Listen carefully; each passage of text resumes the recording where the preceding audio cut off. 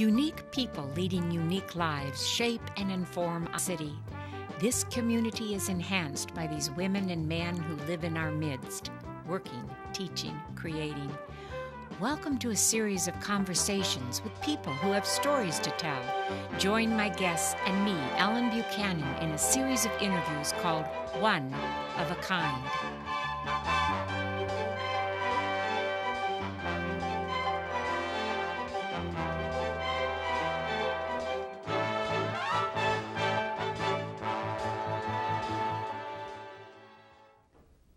Today, December 15th, 1999, is Ellen Buchanan Day in Iowa City, as proclaimed by Mayor Ernie Lehman. It marks the taping of the 100th program by Ellen Buchanan, award-winning interviewer and longtime public library volunteer and supporter. Ellen has made a profound contribution to the historical record of this community by recording the life stories of some of Iowa City's most interesting and influential residents. Some of her guests have made important differences in our city's history and have helped create the Iowa City we know today. Others have shared their unique experiences and accomplishments. All of them illustrate why Iowa City is a diverse and interesting place. The Iowa City Public Library has been privileged to sponsor this long-running series. Currently, 2 or more programs are cablecast several times each week on the library's Channel 10. And video copies of all interviews are available for loan from the library. And because Ellen's series of interviews all started 10 years ago on my watch at the library, I was given the honor of introducing this very special 100th edition and to express to Ellen the thanks of the library and the community. But wait, there's more. There is one very influential, unique, and deserving individual in Iowa City that Ellen has been reluctant to interview, her husband John. So I am here to help start off this 100th interview with some of the information about John Buchanan that Ellen is too modest to relate.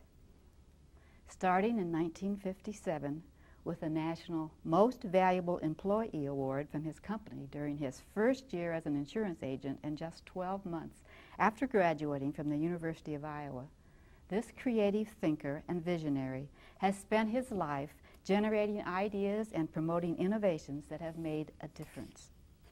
After building a highly successful business by developing and marketing a unique service, he has spent recent years sharing his experiences, knowledge, and insights with others and contributing generously to many university and community institutions.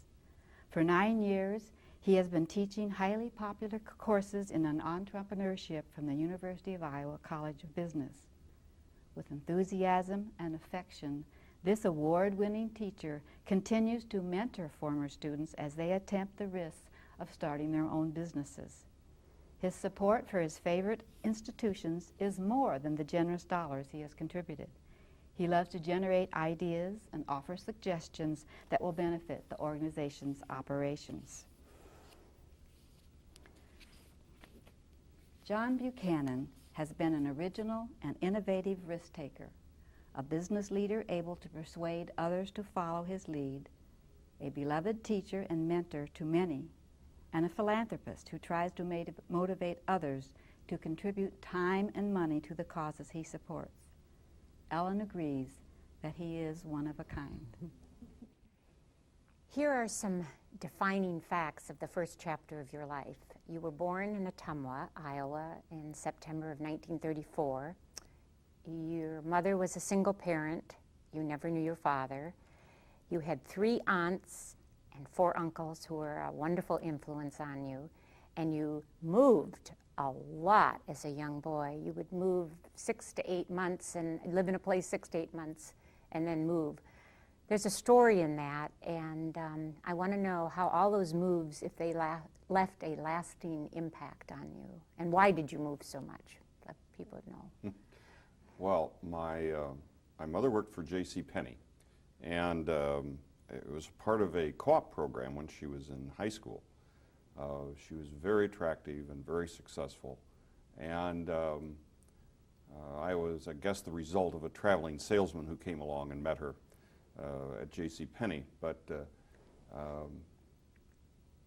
J.C. Penney indicated to her that someday she would move up in his organization. He used to come and visit the various penny stores along the Burlington route, and of course Ottumwa was on the Burlington route.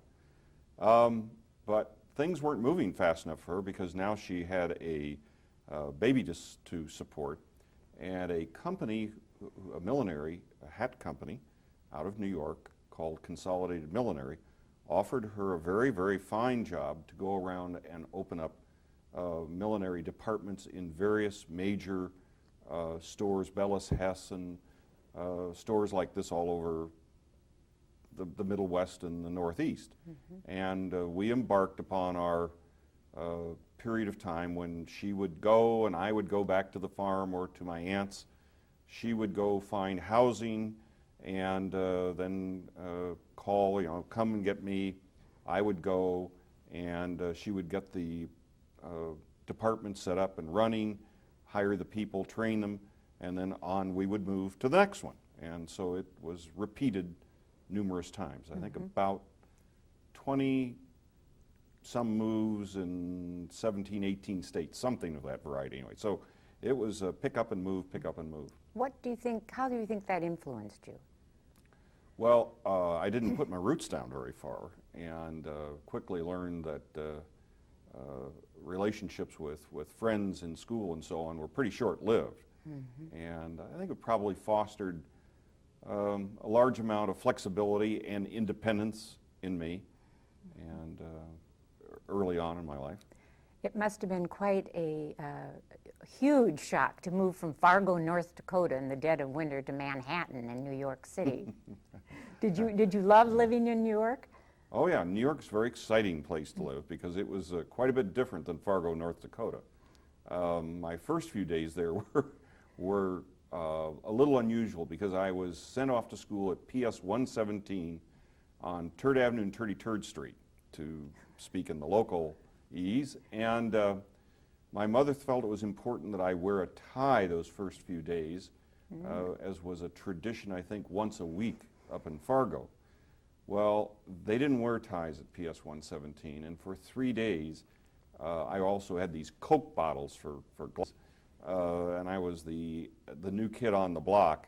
I was thoroughly pummeled 3 days in a row, and I remember going into Park Avenue where Lily Dachet, where my mother had secured this job with this very famous French milliner. And so finally, after the 3rd day of going in with blood all over my white shirt, Lily Dachet said, enough of this, with her very thick French accent, and said, "We put John in a good school," where I was promptly enrolled in St. Agnes, which was right across the street from Grand Central Station and right next to the Chrysler Building. Only in those days, instead of a car going around on the dais, it was a half-track or a tank, because we were obviously in wartime at that point. And that's where you got your great penmanship, because those nuns wrapped your knuckles. Yes, they knew how to knuckles. wrap those knuckles and get that Palmer method. That's right. Very, very accurate. In the summer, I know you would go back, your mother would put you on the train and you'd go back to Ottumwa and you'd work with your uncles on the farm. And then you eventually decided to graduate from Ottumwa High School, and you were off to the University of Colorado and you wanted to be a geologist. There's a story in that. What happened? Well, the story is really I had an uncle who I owe a great deal to, Bob Osterberg, Jarina's husband. And basically when I went back to Ottumwa to go to high school, they took me in and raised me literally, as many of my Aunt Eva and Thelma and Jarina did. But Bob was very adamant that he was going to make sure that I went to college. He unfortunately did not do that and regretted it many, many times, because he was very successful but was never able to quite break the executive barrier, because he had not gone to college, but he trained all the college recruits. He was good enough to train. So he really was a very great influence, because he said, Johnny, you're going to go to college or I'm going to know the reason why. And so I owe it to him. And basically I decided that I love the outdoors. I was always fascinated with the soil and earth. And I thought maybe being an oil geologist had some kind of romance to it or something. So I proceeded to go to the University of Colorado in Boulder. The bad news, good news, bad news was it was very beautiful, very popular, obviously. And the Board of Regents were supporting out-of-state students disproportionately to in-states. And they decided to solve that by simply raising the tuition each and every semester. I was there to try to drive down the number of out-of-state students. And they were quite successful because I had one job hashing at the Pi-Fi house. I had another job basically selling advertising for the Colorado Buff, the obviously student university newspaper. That wasn't enough, and I got a third job selling men's clothing up on what was called the Hill, and found that that couldn't even, I mean, school was becoming incidental, and finally I came back to the haven of in-state tuition, back to my home state of Iowa. So that's kind of how that occurred. And you got a job at Bremer's Clothing. You are a Bremer's Clothing alumnus. Yes. And I love the story, John, about when you went in to, I forgot the owner's name. Julian Brody. Julian Brody, and asked for a raise. You were earning 50 cents? I think it was 50 cents an hour plus commission. Commission. And I was doing very, very well. And I was in my senior year. And so I went to Julian and decided to ask him for an enormous 10-cent per hour raise. Julian knew that I was doing very, very well anyway, and he said, now, John, I have other bigger things in mind for you when you graduate, and so we're not going to talk about this 10-cent an hour raise now. We'll take care of you later on, and so just keep doing your good job. That was not something I wanted to hear at the time, but it turned out to be probably one of the best things that Julian Brody ever did for me. And he knows that later on. And you quit then? I quit. I was so upset. I was very, very upset, and I promptly quit. And I really, what that did for me was it just made me realize that I wanted to be basically on my own, responsible, and in business for myself in some way, shape, or form. I didn't know what that was at that time, but I just was bound and determined at that point of time I was going to seek a future in which I was more in control of my own destiny. And so it was really a defining moment in my life, I think, and it was one of those unique turning points that we all come to. So you started selling life insurance while you were in college. Right, I did all the college interviews, and this company said, well, listen, why don't you try this out while you're still in school, and we'll make sure that you get the equivalent of your 10-cent an hour raise.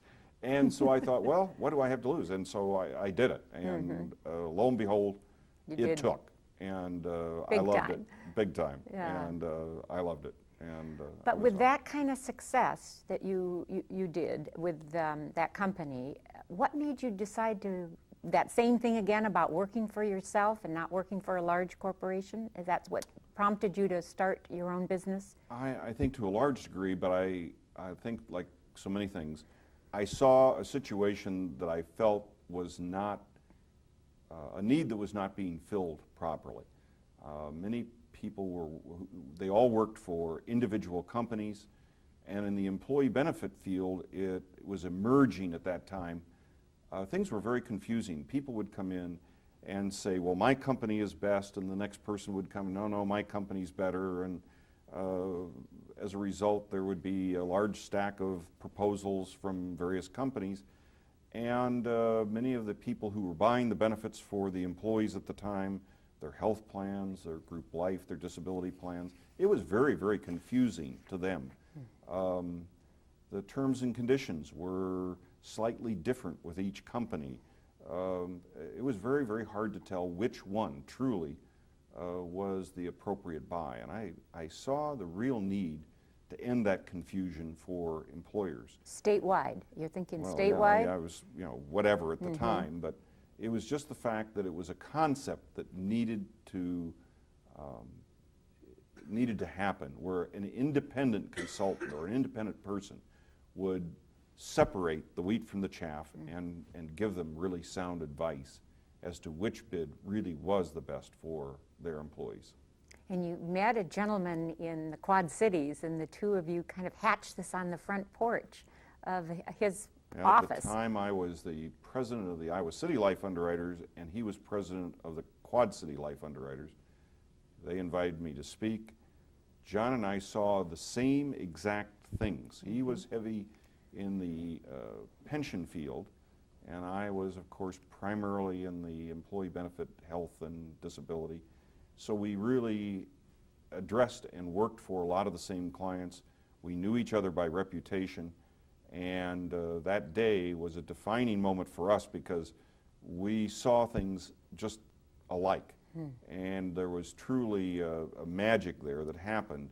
And I think we stayed on his back porch till 2 or 3 in the morning talking about what great it would be to join forces and take this concept to the next level. Which you did. How Which long we did did. it take? Was it 10 years to grow the company? Amazingly enough, John and I started in the early 60s, 62, about 63, 64. And we had a very big turning point in 64. We were representing a number of independent telephone companies. In Iowa, at that time, there were about 380 independent telephone companies scattered all over Iowa. Many of them were privately owned, some were farmer cooperatively owned, and at that point, they were beginning to do buried cable, central switching, which meant when the wind blew, before they had a large number of employees who would have to go out and put the lines back up and everything. But with buried lines and central switching, they lost practically all of their employees other than maybe a billing clerk and a manager and an installer, and they lost their benefits because in those days you had to have 25 or more employees to make a group plan. So they didn't know what in the world to do, and the executive secretary, Bill Miller, called and said, asked John and I to come visit and see what we could do to try to help solve this problem. And what we did was we put together a trust in which we joined all of these companies together and formed a purchasing, basically, pool, and let it out for bids, got them wonderful benefits for much less than they'd been paying before, and that was the beginning of really Reapy Buchanan and then Reapy Buchanan Piper as we know it today. We were introduced by Bill Miller. We did things for his association that he'd never been able to get done before. Members joined, paid their dues freely and willingly because now they had a program that was exceptional and they needed to belong to have their employees covered. The rates were fabulous, the benefits were fabulous, everybody won.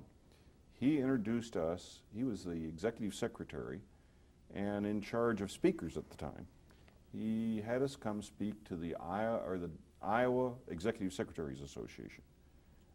He extolled our virtues, and we never looked back another day. We grew RBP from January of 65 till in the late 60s, just in a period of 5-6 years, into in excess of $100 million gross revenue billings and company.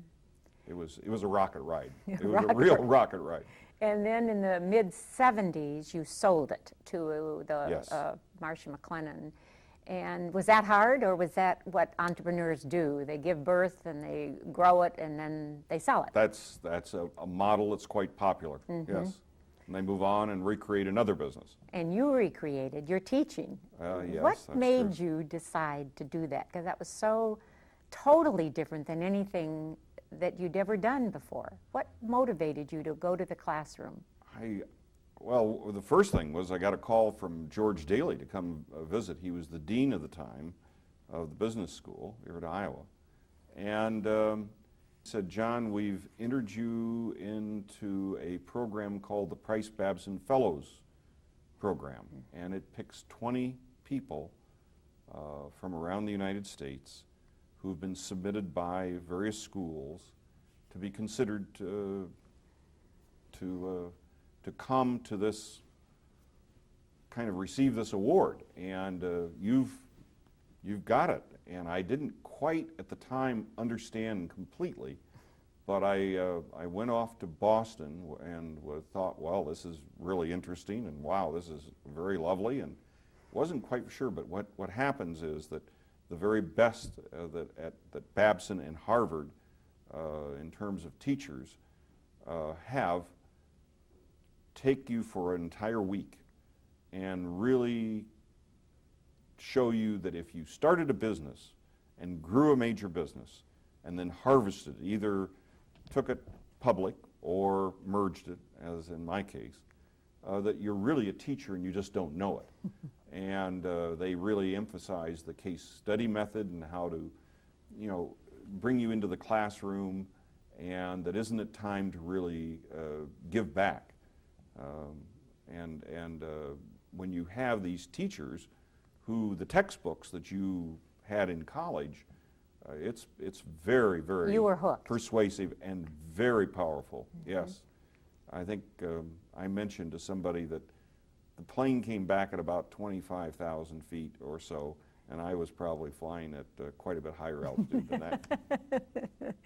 So 9 years you've been teaching. That's been quite a ride for you too, hasn't it? I mean, you've just it's been hard. Did you ever think teaching profession was that demanding? I have a substantially enhanced view of what kind of work, energy, effort it takes to be a teacher. It's incredible, and until you do it, you have absolutely no appreciation for what it takes. What was the favorite part for you of teaching? Well, what did you like best? The ideas that were generated in your classroom? Well, I'm an idea kind of person, so obviously the creative process, needless to say for me, is the fun, the really, truly fun part. The mentoring part is fun. There are lots of parts that watching growth, watching change. I learn a lot from them. They kept me on my toes, and but I do believe the birthing process of an idea, the development of it, and ultimately the decision whether it's really truly a real opportunity versus just another good idea. That's what we really say, is that there are lots and lots of great ideas, but only a few of them ever really present themselves as a real opportunity, and that's basically what we do in the class, is separate out ideas from real opportunities. And you divide your classes into teams, and they each pick an idea and a business and present it. Well, what they do is I put them in teams usually of 4, and I ask them when they come basically to have 3 ideas that they think the world cannot live without. Then it's up to those 4 people in that particular team to decide which one of those 12 ideas they're going to pursue to do a feasibility study on. And so they must learn to work as a team, each sharing and trying to convince the other as to the merits of their particular idea, one of which can only win out, but which is a lot like life and a lot like the corporate world. And then they choose that one to pursue for the rest of the semester, and then put it to the test as to, is this really just a nice idea, or is it represent a real business opportunity? And as we say, we like to have them fail cheaply and quickly on paper rather than in reality. And you've had some of the ideas coming out of the classroom, and businesses have been started. Oh yes, yeah, very much so. And more and more and more. Sometimes there's a delayed reaction. I get wonderful letters and email from all over the world, really. It's amazing. Email is an incredible tool. And yes, some of them let me know that they haven't got the great idea yet, but they hope to someday. So there's You have an entrepreneurial code. I think it bears repeating that you tell your students that you'd like them to think about. well, I guess what you mean is the learn, earn, give back. Right. That's And you're now going to hang up your chalk and put away the overhead and retire from teaching. And what are you looking forward to next? well. I think the one thing that I want to try to do. Our classes are filling up. We now have a program, a certificate program, that is approved across liberal arts and across the entire college. We have had, of course, a certificate in engineering and in health science. But now basically we will be, whether they're in music or sports medicine or education, they will be able to come and find an entry level into the business school through the entrepreneurial department to allow them to gain some skill sets with which they can go out and open their sports medicine or some private practice, consulting practice, let's say, with an educational concept or idea. And I think it's going to be really exciting, but we're going to need lots and lots of teachers. So I guess basically my next life is to try to say that I've been there and done that at the teacher level, and will be to try to find other teachers who will enter the classroom, hopefully many of whom are in an active part of their business life. And I have to try to put a program together that I think will encourage them to come into the classroom and share and mentor, and even at a busy time in their life. And that'll be a real challenge. But I think I will know exactly the fear and trepidation maybe that they have. So I think I'll be able to do that hopefully quite successfully. And you are also a father of 5 children and 9 grandchildren. It's making life very interesting. Very interesting and very challenging and rather complex. And do you still have the words of your mother ringing in your ears when she said, did you tell your kids that about you can be anything you want if you set your mind to it? Yeah, I hope I have, either directly or indirectly. But yes, that was what she used to tell me. She said, Johnny, you can, I would get this lecture quite frequently, you can be anything that you really, really, really set your mind to. All you have to do is decide that you want to do it, and you will do it. What do you think is your greatest strength? I know that's a very personal question, but I'd be curious to see what you say. Well, I have to go on what sometimes others have said and kind of told me, but I guess if I have to get down to one or so, I do seem to be able to view the future uniquely. I guess I have an ability to envision how things will change, how they're going to emerge, and I seem to be able to envision what next service, what next product or service will impact the marketplace, I think, or concepts or ideas. And so I guess to that degree, yeah, that. And everybody kids about my enthusiasm, of course. So, so I that guess, you have. right. That you have. You could live, then my last question is, you could have lived any place in the United States. What kept you in Iowa and Iowa City? Well, as a matter of fact, in the corporate world, they wanted me very much to move back to New York, or move to New York. And I think really the thing here is that you can live life so well in Iowa. It's just a great, great state. Iowa City's an extraordinary community. I mean, just all the way from the educational to, all the arts, everything that we seem to have here, and yet we don't have this great big crush of commuting. I knew one thing: I did not want to spend my life commuting 2 hours or more per day. and that never appealed to me. I was more interested in getting things done and accomplished, and felt that that would have been an enormous waste of my time, energy, and life to spend that much part of my life commuting. I had too many other things I really wanted to do and accomplish, and I think I did it because, frankly, I didn't waste it behind some wheel, you know, commuting 2 or more hours a day. Well, I'm just glad you decided to stay here. And thank you for sharing your story today on One of a Kind. My guest on One of a Kind has been John Buchanan, a resident of Iowa City for over 46 years. After graduating from the University of Iowa in 1956, he began a career in the insurance field, eventually founding his own company. The firm, Reapy, Buchanan and Piper, was known for its innovation, products, and service. Marcia McLennan International Brokerage Firm acquired RBP in 1973.